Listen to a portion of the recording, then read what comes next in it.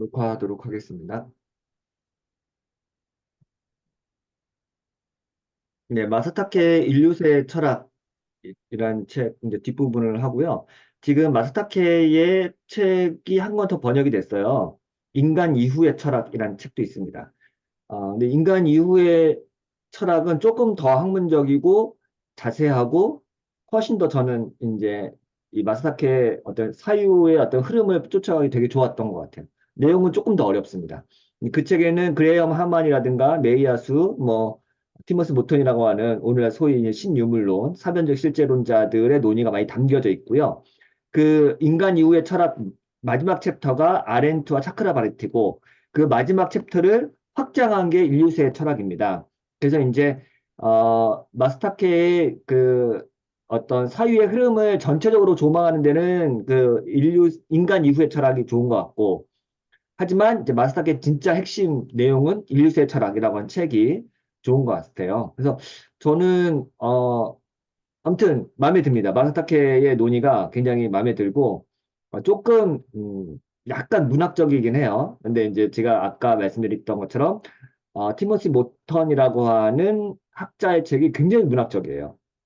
영문학자라서 그런지 그걸 철학적인 언어로 이제 계속 소개를 해서 그런데 이제 굉장히 문학적인 용어가 많고 사회과학적인 글쓰기 방식은 아니라서 뭐 그래서 더 약간의 감동도 있는 것 같긴 한데 그만큼 조금 더 명료하지는 않을 수 있겠다. 네. 하지만 저는 릴리샤처럼 굉장히 재밌게 읽었고 끝까지 깊은 약간의 성찰과 울림을 주는 책이어서 추천드리고 싶은 책입니다. 오늘은 4장, 5장, 6장 할 텐데 내용이 뭐 아까 대부분의 학자들의 글이 그런데 앞부분에 그냥 이 자기의 논지와 태제를 집약적으로 막 쏟아붓고 뒷부분에는 이제 힘을 조금 빼고 그걸 이제 부연 설명하는 방식이기 때문에 오히려 이 책도 앞부분이 굉장히 내용이 집약적이고 뒷부분은 조금 더 느슨하긴 합니다. 그래서 이제 그 내용을 중요한 부분만 제가 요약하면서 설명드리도록 할게요. 생태적 세계라는 논인데 인류세를 연구한 과학자들이 제시하는 데이터는 충격적이다라고 이야기하고요.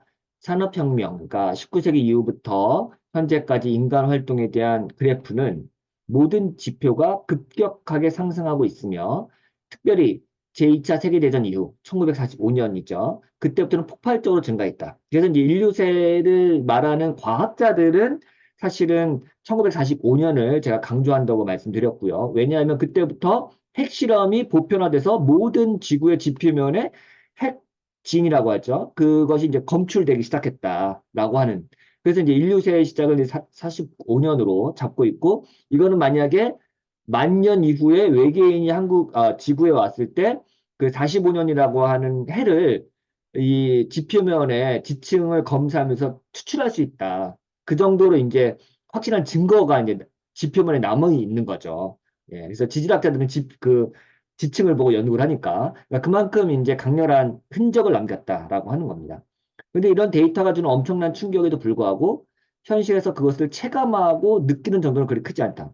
당연하죠. 우리 보통의 사람들이 일상을 살아가는 사람들이 아무리 뭐 양자역학이 뭐 연구가 되고 있고 혹은 인류세에 대한 굉장히 충격적인 이야기가 되고 있고 뭐 우리가 뭐 뉴스에서 뭐 북극곰이 막 말라 죽고 있는 이런 거를 본다 할지라도 우리 현실에서 지금 이 도시 문명 사회에서 그런 것들이 체감되기 쉽지가 않죠. 그래서 데이터가 제시하는 현실과 직접 경험하는 일상생활 사이에는 간격이 존재한다라고 이야기하면서 인용하는 걸 스테판이라고 하는 학자, 제가 지난번에 얘기했지만 인류세의 과학적인 데이터를 그 네이처지라든가 여러 가지 이렇게 기고하는 그 일군의 한 그룹이 있어요. 예. 그러니까 이제 아까 크루첸이라가 스토머가 처음 제시했는데 크루첸 스토머도 이 인류세 연구하는 과학자 그룹의 멤버예요. 그래서 한 거의 이 과학 논문은 인문학계와 달라서 이 논문의 공저자가 한 20명이 됩니다. 그래서 20명 여기 이제 윌 스테판하고 기타 등등을 하잖아요. 이분들이 한 20명이 계속 이 논문을 여러 개를 쓰고 있는데 그중에 가장 많이 인용되는 게 이 논문이에요. The Anthropocene Conceptual and Historical Perspective라는 이 논문에서 이제 그 많이 인용되는 거예요. 그러니까 지금 그래프 한 10개 정도를 남겨놓고 거기서 뭐 이산화탄소 증가량, 뭐 해수면 상승, 뭐 온도 상승, 여러 가지 지표를 1945년부터 이제 급격하게 이제 상승 곡선을 이루는 그 그래프 여러분 보셨을 텐데 이 그래프가 굉장히 많이 인용되고 있고 이 그래프가 인용된 논문 그리고 거기에 이제 스테펀이라고 하는 학자를 유시한 그 20명의 그 학자들이 이 그래프를 설명하면서 마지막에 이런 논의를 이제 약간의 이제 인문학적인 성찰 혹은 뭐 인류에 대한 어떤 메시지를 담은 글이 있습니다. 이게 어렵지는 않고요. 저도 이제 읽어보긴 했는데 이제 그 뒷부분에 이런 내용이 나오는데요. 이런 거예요. 인류세는 많은 사람들이 받아들이기 매우 어려운 개념이 될 것이다.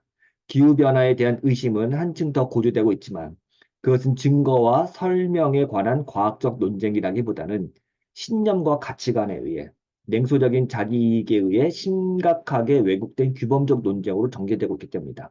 그러니까 이거는 과학자들이 아무리 뭐 데이터 뭐 제시해도 실제로 사람들은 이념과 가치관과 세계관에 대한 어떤 이념 투쟁이 강렬하기 때문에 이거를 이제 쉽게 바꾸기가 어렵다는 거죠. 예. 그래서 이제 역설적으로 마스타케는 이 과학적인 데이터가 실제로 인문학적 성찰로 바꿀 땐 다른 그 중간 과정이 필요하다라고 말을 해요. 이게 뭐, 지금 온도가 상승하고 있고 지금 곧 있으면 난리 나겠다. 이런 거를 얘기해도 사람들이 이게 뭐 전혀 이 데미지가 없는 거죠. 그러니까 이제 이것에 대한 생각을 바꾸는 건 굉장히 다른 접근이 필요해요. 그래서 그래서 인문학자들의 어떤 그 작업이 되게 중요하다는 거를 이야기하고 있습니다. 과학자들이 연구를 통해 밝혀낸 최신 결과물들을 일반인들이 받아들이기는 어렵습니다. 현실을 이해하는 속도에서 격차가 발생하기 때문이고, 일반인들에게는 여전히 태양이 동쪽에 떠서 서쪽으로 지고, 천사와 악마가 인간 주변을 사성하고 있다고 생각하는 사람들도 있죠. 장대한 우주의 역사와 양자역학에 대한 지식을 가지고 있더라도 그것이 현실 사회와 생활에 직접적인 영향을 미치기까지는 많은 시간이 필요합니다. 심지어 과학자들도 어렵죠. 과학자들도 자기가 연구하는 분야가 아닌 이상, 혹은 실제 실험실에서는 뭐, 이런 포스트 모던한 과학 철학적인 논의들이 수용되긴 참 어려운 것 같긴 합니다. 인간이 인식하는 현실 밖에 따로 존재하는 또 다른 현실이 있다는 인식. 여기에서부터 사변적 실제로는 출발합니다. 마음으로부터 독립된 현실이 있다는 생각에서 출발하는 것이죠. 인류세는 인간이 저지른 여러 일들이 광대한 영역에 영향력을 미치지만 현실에서는 그것이 다시 자신들과도 관계되는 것임을 느끼지 못하게 만드는 역설을 만들어냅니다. 그러니까 인간과 세계가 굉장히 긴밀하게 엮여 있는데 또 굉장히 아주 이질적인 것 같은 이 괴리감이 든다는 거죠. 과학자들이 보여주는 우주와 자연은 너무 거대한 데이터의 결합체여서 그것이 인간에게 어떤 의미를 던져주는지 깨닫기는 쉽지 않습니다. 우주의 나이가 139억 년이고 지구의 나이가 49억 년이라면 신학만 해도 문제죠. 신학이라고 하는 것이 인류가 지금 호모사피엔스 종이 있는지가 아프리카 남부지방에서 20만 년 전에 나온 건데 그러면은 30만 년 전, 40만 년 전에 대한 우리가 신학적 성찰을 하기가 어렵잖아요. 심지어는 45억 년이라고 하는데 지구의 나이가 그 어마어마한 44억 년에 달하는 그 지구의 역사에 대해서 인간이 신학적으로 성찰하는 게 가능할까? 이 불가능하거든요. 예. 그러니까 이제 이 괴리가 굉장히 큰 거죠. 데이터에 근거한 과학적 명제가 있다고 해서 지구 개변이라는 현실에 대한 관심이 높아지지 않는다는 것이다. 더욱 요구되는 점은 이 데이터적 현실상을 실제적인 것으로 받아들이고 이것이 인간적인 세계에 의미 있는 사태라는 것을 언어로 논의하기 위한 인문학적 사고가 필요하다라는 것이 이제 핵심입니다. 과학적 데이터가 자동적으로 인간의 윤리와 행동을 가능하게 만드는 규범적 힘으로 바뀌는 것은 아니다. 데이터가 윤리로 바뀌기까지, 데이터가 윤리로 바뀌기까지 중간 과정에는 어떤 각성이라든가 윤리적 결단이 작용해야 한다.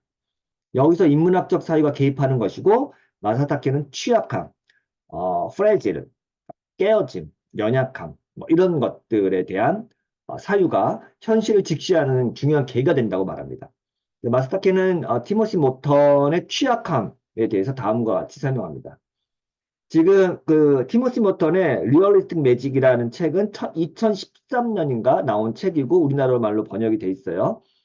현실적 마법? 마법적 현실? 뭐 이런 책이 나왔는데 이 책이 이제 모튼이 자신의 어떤 생태적 사고, 에컬로지컬 토트를 본격적으로 한 가장 중요한 책이라고 하더라고요.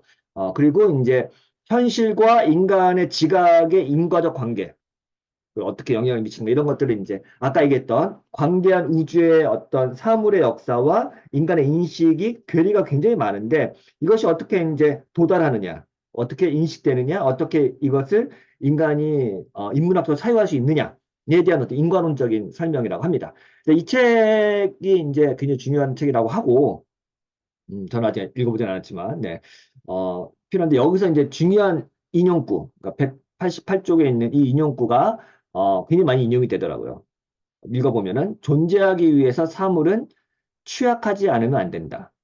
이것은 당연한 이야기처럼 들리지만 그 심원한 존재론적 이유에 대해 생각해보면 매우 기묘하다. 사물은 우리 주변에서 늘 죽어가고 있다. 심지어는 다른 사물에 생명을 부여할 때조차 그렇다. 사물이 느끼는 것은 그것이 사라져가는 것에 대한 애가이다. 라는 굉장히 이제 문학적인 표현이 나와 있습니다. 결국 뭐 생각하면 단순한 건데 존재하는 모든 것은 소멸한다. 사물도 생산과 붕괴의 과정을 거칩니다. 그러니까 인간의 인공물이든 아니면 자연 만물이든 상관없다는 거죠. 인간이 만든 것이든 아니든 사물은 단지 취약한 것으로서 무너져가는 과정 속에 존재하고 있다. 이것이 사물의 존재 방식이다. 그러니까 우리가 이제 사물의 어떤 존재론적인 근거라든가 혹은 존재 이유를 물어볼 때 취약함이라고 하는 굉장히 이제 감성적인 언어죠. 이것이 갖고 있는 본질을 깨달아낸다라고 하는 거. 그리고 여기서부터 이제 출발하는 거라고 얘기합니다. 사물에는 미스테리가 있고 이 미스테리 때문에 인간의 지각으로 환원할 수 없는 물러남의 성질이 있다.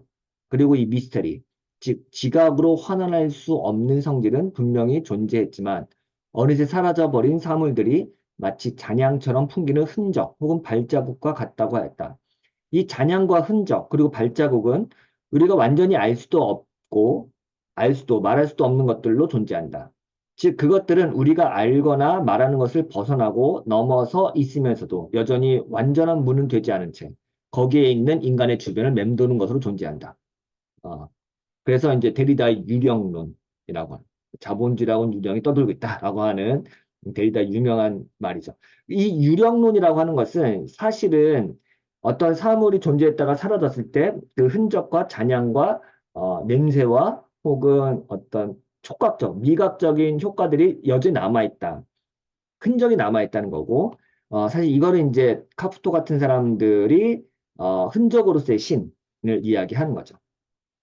자, 이런 사유는 사실은 생각해 보면은 인간을 구성하는 모든 세포들이다 아니면은 그 인간이 접촉하고 있는 어떤 여러 가지 사물들의 관계에서도 알 수 있는데 어, 결국 모든 생명체는 우리가 먹고 마시고 싸고 그리고 접촉하고 이런 것들은 생성소멸을 반복하고 그리고 우리 안에서 소멸되더라도 그것이 흔적으로 남아있는 네, 그런 것들을 이야기하는 거죠. 참 이런 사유가 살짝 문학적이면서도 굉장히 현실적인 사유라고 생각이 들어요. 네, 그래서 이제 어, 뭐 동양적 사고에는 뭐 불교처럼 연기론적인 사고, 뭐 모든 인연은 우연이면서 또 필연이었다고 하는 뭐 그런 사고도 살짝 연결되기도 하고 그래서 이제 신유물론자들 중에는 불교적 사고를 이제 연결하는 사람들도 있기도 하고요. 근데 이제 이런 것들이 굉장히 저는 리얼리스틱하다라는 생각이 듭니다. 네, 조금 더 넘어갈게요. 사물의 세계와 시적 언어의 가능성. 그래서 이제 이게 뭐 되게 시적이잖아요. 이게 모든 사물들이 나를 스쳐가고, 그래서 플라스틱이라고 하는 혹은 미세먼지라고 하는 이런 모든 것들이 바이러스, 세균, 뭐 이런 것들은 진짜 내 몸을 통과하는 존재들이잖아요. 그러면서도 흔적을 남기고 몸의 질병을 얻는 것도 사실 그런 이 노화라든가 소멸 다 그런 과정을 겪는 거죠. 이제 이런 것들이 실제로 인간에게 일어나는 삶의 변화, 생성 소멸의 과정이다라고 하는 거고 그 흔적이 남아있다라고 하는 역설을 이제 설명한 거고 그러면서 이제 시적 언어의 가능성 결국은 포에틱이라고 하는 것은 오늘날 그 많은 사람들이 우리가 이제 과학이라든가 혹은 뭐 사회학이라든가 이런 것들이 조금씩 더 미학적인 존재론이라든가 미학적인 종말론으로 넘어갈 수밖에 없는 그러니까 이런 것들을 우리가 막 이게 이렇게 포착하기가 쉽지 않은 거죠. 예. 그래서 기술하는 거, 디스크립션 하기가 쉽지 않으니까 시적인 언어를 통해서 우리가 이런 것들을 파악할 수 있다라고 해서 이 포에틱 저스티스 혹은 뭐 시적 정의, 뭐 누스바움뿐만 아니라 그 카프토도 시적인 진리 뭐 이런 것들 얘기를 많이 해요. 그래서 이제 오늘날 포스트 모던 신학자들 마크 테일러도 침묵을 보다라는 책이 우리나라에 번역이 되는데 이런 내용들도 거의 대부분이 이제 시적인 언어로서 전달되는 진리, 그리고 하나님, 뭐 우리 뭐 인간 뭐 이런 얘기를 많이 합니다. 그래서 마스타케도 이런 얘기를 하는데 여기에 이제 1941년에 발표된 일본의 시인 오노 토자부로라고 하는 시인인데 이 5장 사물의 세계와 시적 언어의 가능성에는 이 토자부로 오노의 시를 분석하는 걸로 다 할애하고 있습니다. 근데 거기에 정신의 극복이라는 시가 있는데 그 중에 제 한 대목만 이걸 어떻게 마스타케가 해석하는지 좀 보여드릴게요. 제가 좀 읽어볼게요. 미래의 공장지대는 바다를 따라 끝없이 펼쳐져 있다. 공업의 악은 아직 새롭고 그들의 낡아빠진 꿈보다도 훨씬 믿을 만한 장대한 불안이다. 나는 보았다. 거무스레한 노을 속에 서서 더 이상 인간도 새들도 살 수 없게 된 세계는 이 또한 좋다. 그러니까 이게 뭐 번역된 시라서 그럴 수 있지만 저는 이게 뭔 소리야 했지만 마스타케가 이거를 또 기가 막히게 해석을 해요. 해석 읽는 것만으로도 굉장히 대단하더라고요. 보면은 오늘은 공업화에서 악을 느꼈고 극심한 불안을 느낀다. 여기 공업의 악은 이렇게 나오잖아요. 이제 여기서 이제 불안을 느끼는 거죠. 어, 그리고 오너의 불안은 현실이 되었다라고 얘기하면서 이 공업화와 황폐화된 공업, 그리고 황폐화된 공장, 부서진 공장. 이게 이제 지금 일본에 굉장히 많다고 하고.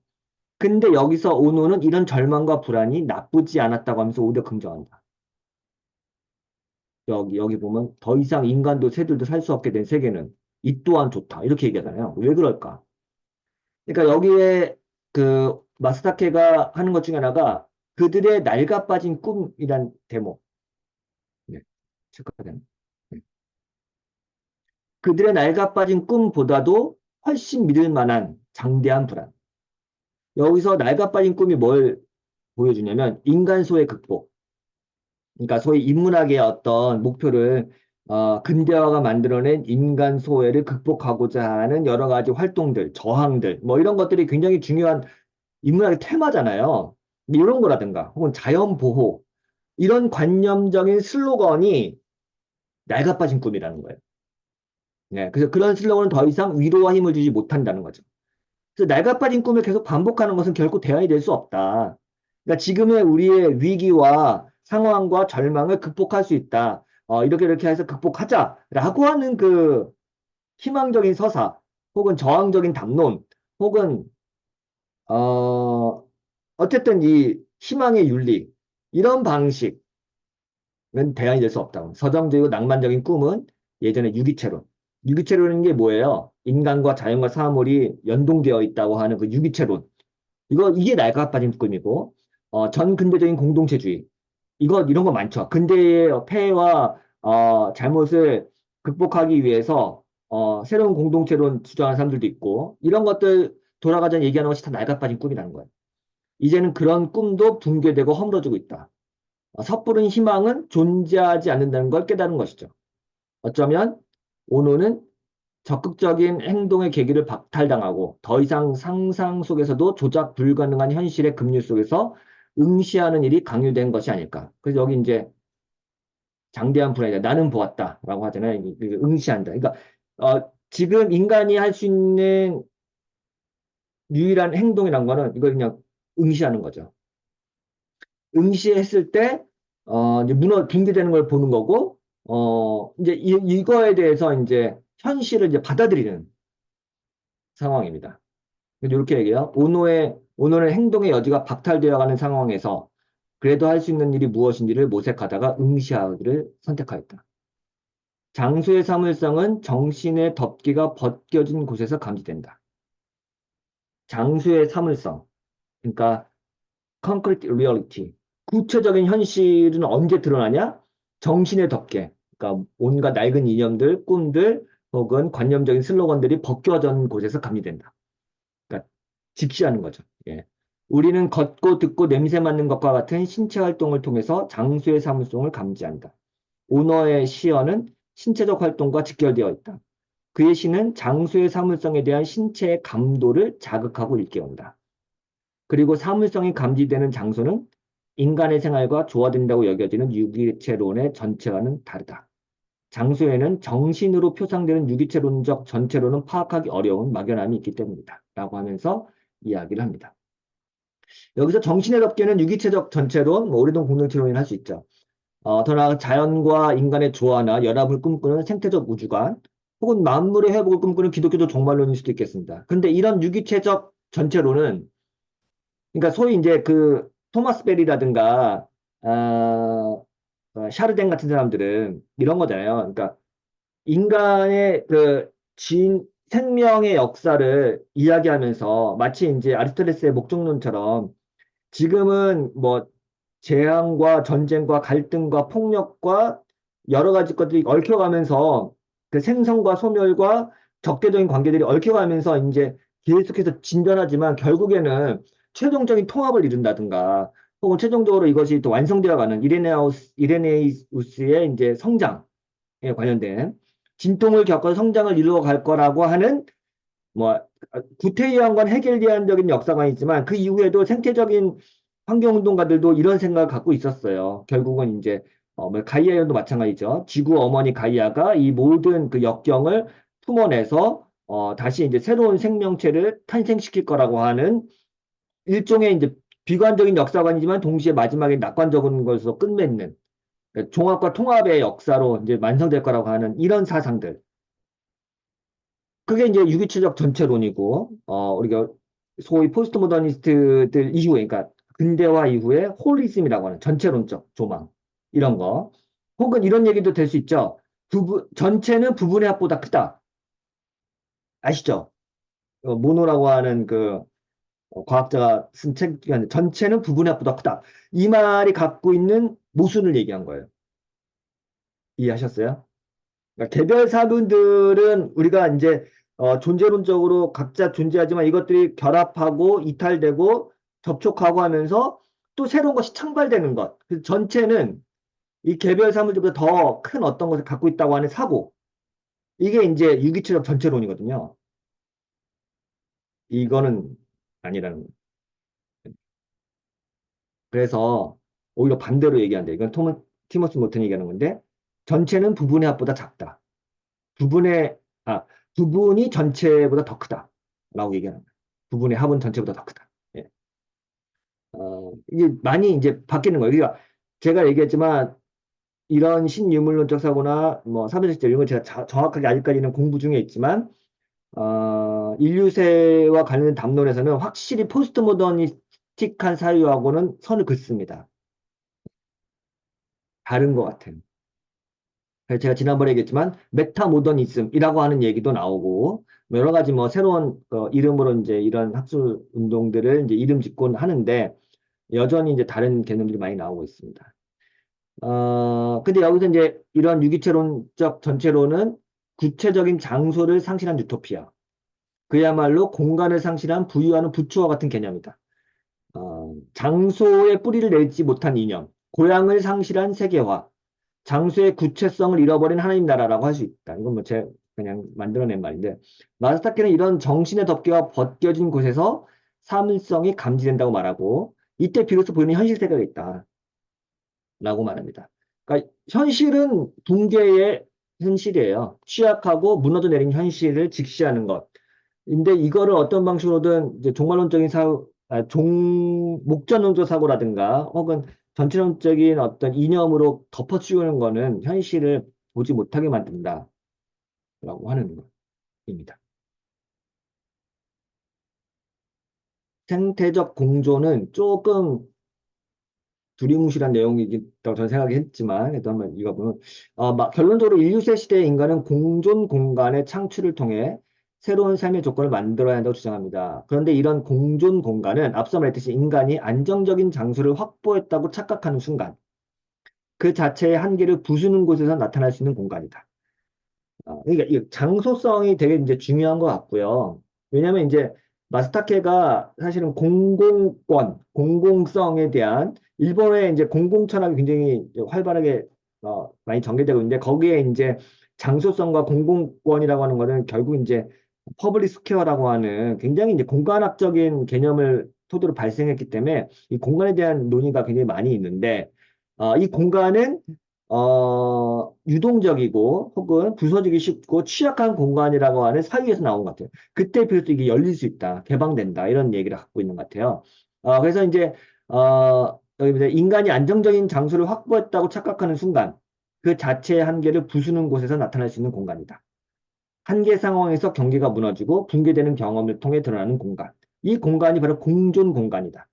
그렇잖아요. 그러니까 인간이 외부 세계와 접촉을 할 때 이게 뭐 아주 피부막이 단단하거나 깨지기 쉽지 않으면 이 소통이 불가능하잖아요.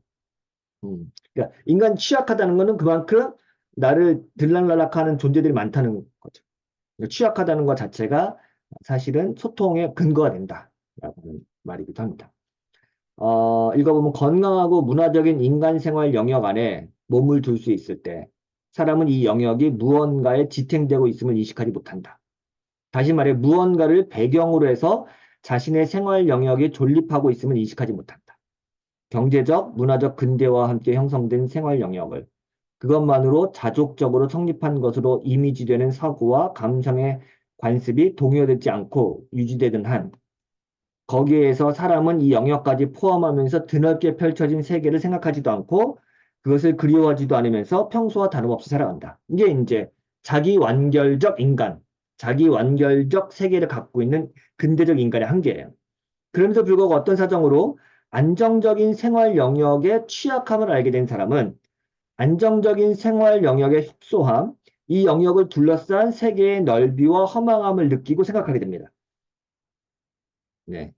지진이란 사건으로 인간이 만들어낸 세계와 자연 세계를 구별하는 경계가 붕괴될 때 그 사이에 경계의 영역이 생긴다. 그래서 인간 세계에 자연 세계가 들어오고 상황이 진정될 때 가와우치의 신체에서 정적이 경험돼. 가와우치는 또 다른 그 사진작가의 책에 나오는데 이제 그때 인간에게 뭐지 하면서 정적이 흐른대요. 이것도 되게 문학적인데 경계가 무너진 직후의 혼돈 그 자체가 아니라 혼돈이 사라지고 혼돈의 잔해처럼 파편들이 흐트러져 있는 가운데 그러니까 이 붕괴된 공장과 건물들을 사진을 딱 찍었는데 그때는 이제 혼돈이지만 시간이 지나서 사진을 통해서 이제 잠깐 이제 응시하는 거죠. 이제 그때 이제 정적이 흐르고 그런 상황에서도 일단 걸어서 사진을 촬영할 수 있을 정도로는 인간이 살아갈 수 있는 세계가 나타나는 곳에서 정적이 생긴다. 인간 세계를 삼켜버린 자연이 일단 물러난 뒤에 다시 나타나는 세계에서 정적이 생긴다. 되게 문학적입니다. 다시 말하면 자연의 맹위가 멈추고 여전히 남아있는 맹위의 흔적 같은 것으로 가득 찬 세상에서 정적이 생긴다. 그것은 인간 세계에 새겨진 상처이지만 그때까지 객체화되고 지배의 대상으로 간주되어 온 자연이 그 주체성을 회복했다는 증거이기도 하다. 즉 인간과 자연 사이에 있는 지배 피지배 분리 내던짐의 관계성의 존속이 파괴되고 무너졌다는 증거이다. 정적의 몸을 맡김으로써 혹은 정적을 마음에 품음으로써 보는 것이 있다. 그것은 우리가 두 세계에 살고 있다는 것이다. 즉 인간이 만들어내는 세계와 인간 세계를 둘러싼 자연 세계, 생태적 세계다. 그러니까 이거를 음, 붕괴 경험이 없으면 이것이 두 세계가 있다는 것을 인지하지 못한다는 거고 결국 인류세 철학은 대부분 이 두 세계에 있다는 것을 확실하게 깨닫는 거예요.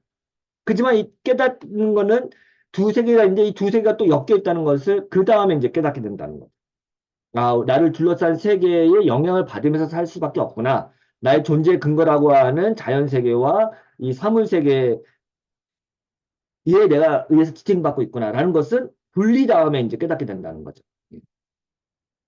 인간이 만들어내는 세계는 대단히 취약하다. 그 취약함은 지진이나 허리케인과 같은 자연 세계에서 발생 사건에 삼켜질 때 더욱 명확해진다. 인간은 거기에 의욕을 잃는다.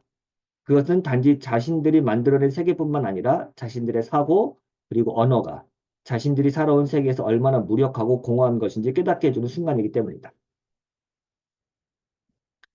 마사타케가 말하는 정적의 순간은 인간이 자기 활동성을 잠시 멈출 때, 잠시 멈추고 사태의 추이를 조용히 묵상할 때 발생하는 깨달음의 순간입니다.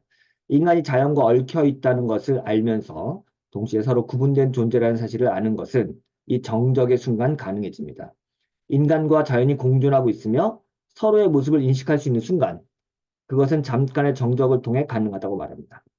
멈추고 하지 않는 곳에서 생기는 감극, 이 이런 깨달음을 가능하게 준다. 라고 말을 합니다.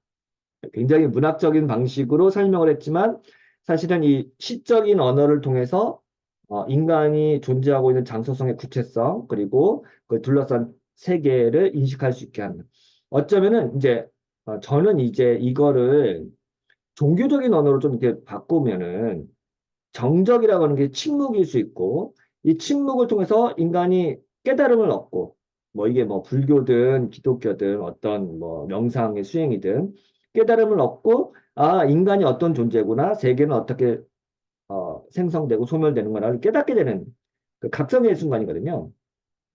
이런 각성은 참 일본스러운 것 같아요. 예, 아무튼. 근데 이제 awakeness라는 거잖아요. awareness.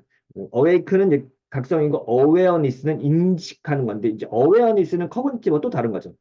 커그니티브는 뇌의 어떤 그 인지작용을 통해서 인지하는 거고 awareness는 이게 이제 약간 수동성 있는 거죠. 이게 외부 세계에서 내가 이제 확 감각이 깨어나는 순간인 거잖아요. 그러니까 이런 순간인 것 같아요. 예. 주변 사물이 무너지고 붕괴하고 인간이 취약하던 거를 어웨어니스 할 때 이제 어떤 깨달음과 각성이 일어나서 인간의 조건과 상태를 깨닫게 되는 인식이 이제 열리는 거죠, 그때. 예. 네, 여기까지가 이제 책의 내용이고, 음, 장소의 열림과 붕괴 그리고 취약성. 네, 요건 이제 제가 이제 결론적으로 한번 써봤습니다. 마사타케 일류세 철학은 인간을 둘러싼 사물, 현실, 장소에 대한 성찰로부터 시작하는 것 같습니다. 근데 이 장소는 붕괴라는 사건을 통해 그 민낯이 드러나고 동시에 개방됩니다. 고정된 지점이 아니라 유동적이고 가변적이고 취약한 장소죠. 이때 비로소 장소는 개방되고 새로운 사건이 출현하죠. 취약함은 동시에 새로운 시작을 의미하기도 합니다. 근데 이 시작이 결코 뭐 희망적이거나 혹은 뭐 낙관적이거나 뭐 밝은 기운은 아닙니다. 네, 시작이 꼭 그럴 필요는 없으니까. 인간 이후의 철학에 보면 이런 내용이 나와요. 취약함과 섬세함. 아까 이게 영어 단어는 프레지라는 단어인데, 는 존재의 근거다. 그것들이야말로 존재할 수 있게 해주는 것이다. 취약함과 섬세함으로 존재한다는 것은 결국 붕괴하고 많은 상태로 존재함을 뜻하기도 한다. 세계는 부서지는 가운데 존재한다. 우리는 세계의 부서짐이라는 실제를 우리가 서 있는 장소와 관련지어 경험한다. 인간의 언어를 통해 파악에 앞서 사물을 소재로 구축된 장소 자체의 부서짐을 경험하는 것이다. 세계의 붕괴는 현실의 변화이고 이는 다시 존재 기반의 붕괴를 의미하죠. 인간이 그동안 구축한 행위, 언어, 사고방식을 흔드는 변화입니다. 인류세가 가져온 세계의 변화에 인간이 어떻게 반응할 것인지가 현대철의 가장 중요한 과제라고 얘기하고요. 기존 세계상의 붕괴를 확인하고 변화하는 현실을 새롭게 기술할 세계의 재구축을 위해서 언어를 다듬고 사고를 혁신하는 것이죠. 인간적인 방식으로 구성된 언어와 공공성, 사물의 체계를 새롭게 만드는 것입니다. 여기서 마스타케는 현실과 세계를 인식하는 기관이 이제는 바뀌고 있다고 말합니다. 이제는 소리와 촉각을 통해 현실을 감지된다. 제가 했지만 언어를 통해서 사물을 인식하고 우리가 인지할 수 있다고 하는 게 20세기 언어 철학 링귀스틱 턴, 언어적 전례라고 하는 거잖아요. 그리고 하버마스가 가장 이것을 링귀스턴을 수용해서 공공성, 커뮤니케이티브 레셔널리티, 의사소통적 합리성을 말하는 것이 이제 언어 철학의 가장 이제 꽃이 피운 거죠. 그러니까 사회 철학과 정치 철학으로서 꽃을 피운 게 이제 하버마스고 언어 철학을 통해서. 근데 이게 이제 무너지고 있다고 말하는 마스타게는 그러니까 언어라고 하는 것은 굉장히 우리의 이제 인지적이고 합리적인 사고유 방식으로 세계상을 꾸며내는 거, 비트겐슈타인 이후로. 근데 지금 현실을 파악하고 사물 세계를 파악하는데 언어라고 하는 방식으로는 절대 이 붕괴를 감각할 수가 없다라고 얘기해요. 더 읽어보면요. 나를 둘러싼 세계는 말로 표현되지 않는 경우가 다수 일어나기 때문에 그렇다는 거죠. 바람, 눈과 모래의 소리, 하천의 졸졸거림 등 음향적이고 촉각적인 것이 무수히 발생한다. 우리를 둘러싼 세계는 언어화된 것에 앞서 질감, 분위기, 감촉 등으로 생겨나며 존재한다. 현실의 변화는 언어로 된 것보다 음향적이고 촉각적인 지점에서 감지됩니다. 그러니까 이거는 이런 그 촉각적이고 음향적인 것, 청각적인 걸로 감각하는 걸 우리가 붕괴라고 하는 것을 딱 떠올릴 때 어떤 느낌이 나요? 마치 무슨 뭐 오래된 건물이 뭐 폭파하면서 막 붕괴되는 그런 잔상이 떠오르잖아요. 그때 떠오른 거는 막그 먼지가 확 일어나는 그 상황, 되게 질감적인 거죠. 그러면서 매캐한 냄새가 연상이 되고 청각적인 것들이라든가 아니면은 뭐 그때 분위기 이런 것들이 이제 소리 뭐 이런 것들이 우리가 연상이 되지 이걸 막 언어적으로 이제 디스크립션 되는 게 아니잖아요. 그러니까 이런 붕괴의 경험과 취약함의 경험은 다른 방식으로 우리한테 다가온다라는 거고요. 이것이 바로 이제 촉지적 사유. 헤로웨이가 말했던 것처럼 인간이 이제 마치 동물들이 예, 이 더듬이를 통해서 이 땅의 어떤 습도와 온도와 촉각적인 사유를 통해서 이제 인지를 하는 그런 방식을 얘기하는데 이 자연이 인공물에 침입해 들어오면서 자연스럽게 인간도 이제 그런 거미와 같은 촉지적 사유를 비로소 이제 알게 됐다고 하는 뜻으로도 읽을 수 있을 것 같아요. 네. 중요한 것은 언론 영역의 형성의 앞선 지점에서 현실에서 일어나는 것에 관심을 두고 감도를 높여가는 것이다. 거기에 세계를 순환하는 현실감의 지점을 찾고 높여가는 것이다. 거기에 세계를 순환하는 현실감의 지점을 찾고 세계의 형성 원리로서 현실 설정의 방법을 발견하는 것이다. 존재의 의미는 인간을 벗어나는 지점에 있는 배경이자 장에서 생겨난다. 그래서 인간이 구축한 세계, 그러니까 언어라고 하거나 혹은 인간이 합리성을 통해서 만들어낸 이 세계상, 공공권, 공공성, 영역, 공공성, 그러니까 우리가 사회, 정치, 문화라는 것이 다 언어와 그 언어를 매개로 한 여러 공공적인 영역이잖아요. 인간의 인공물인 거예요.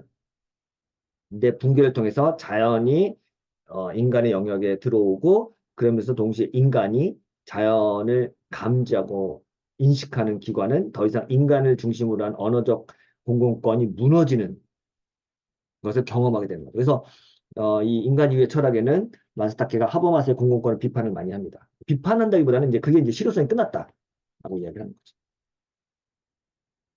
여기서 마사타케는 인식론의 변화에 주목하고 있습니다.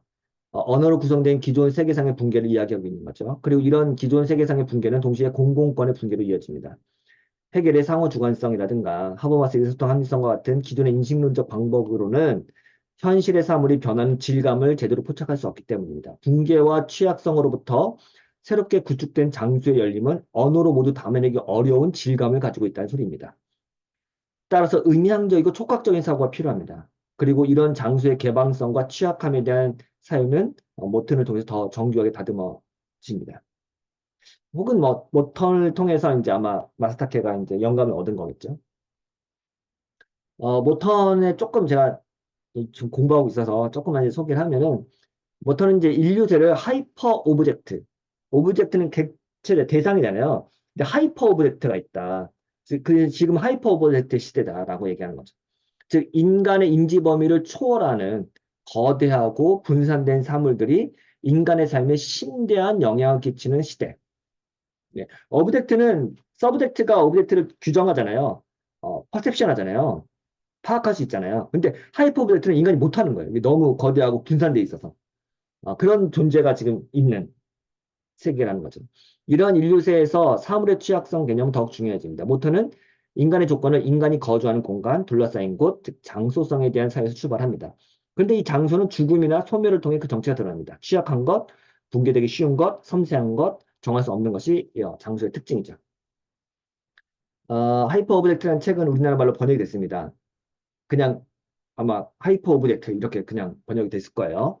어, 이 책에 보면 이런 앞부분에 있는 하이퍼 오브젝트는 이미 인간 사회와 정신적 공간에 중대한 영향을 미쳤다.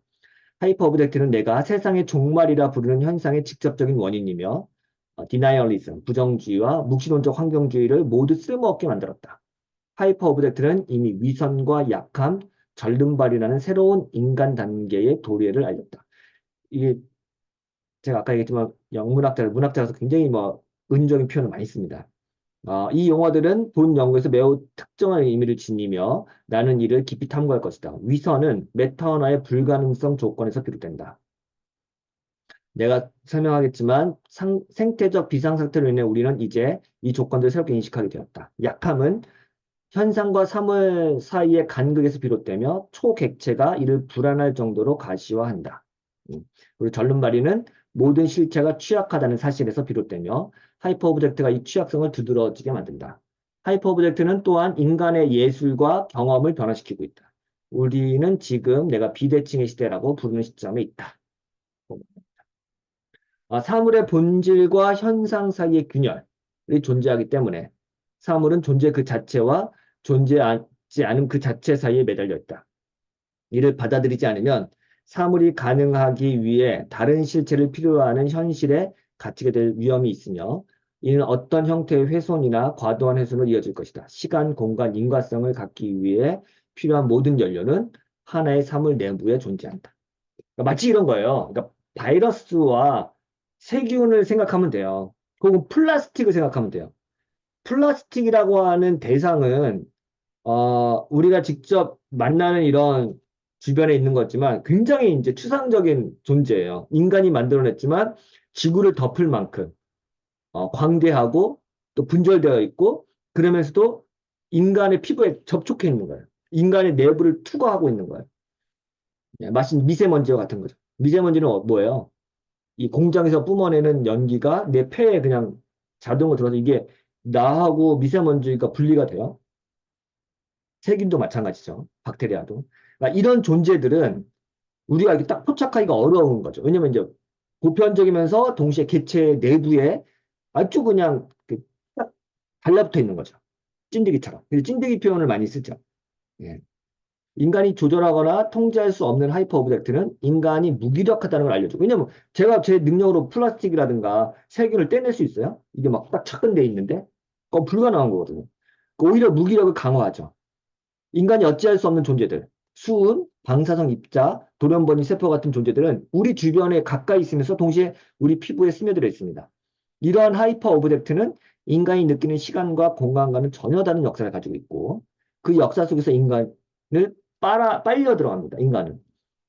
결국 장수의 취약성은 인간의 무기력과 연결되고 동시에 공존과 적대의 새로운 정치적 존재로 인간을 내몬다. 라는 말이죠.